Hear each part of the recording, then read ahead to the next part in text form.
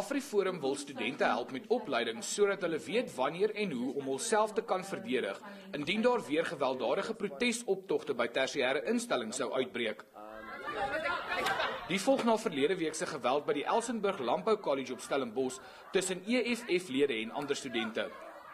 Die EFF eis daadwerklike transformasie by die college en dat die taalbeleid veral ten opsigte van Afrikaans hersien word. So alles in ons vermoë doen om seker te maak geweld brei nie uit nie en dat geweld nie plaasvind nie.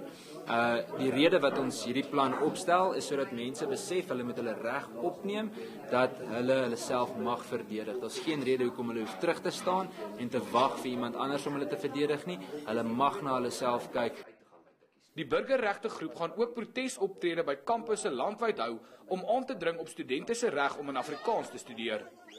AfriForum sê studente het die reg tot veiligheid en persone wat die kampus onwettig betree of geweld aanmoedig, moet in hegtenis geneem word. Hulle gaan steeds 'n privaat sekuriteitsmaatskappy gebruik om studente waar nodig te beskerm. Die tersiêre instelling se bestuur gaan ook genader word oor hoe hulle beplan om studente veilig te hou. In hierdie briewe gaan ons die bestuur vra wat is hulle planne, watse planne het hulle in plek om die sekuriteit en die veiligheid van studente te verseker.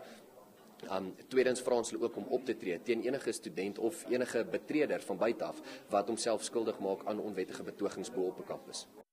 Marie meen ook die omstrede luisterdokumentêr wat die Universiteit Stellenbosch beskuldig van 'n rassistiese agenda is ongegrond en hulle het reeds 'n YouTube video gemaak om volgens hulle die ander kant van die storie te vertel.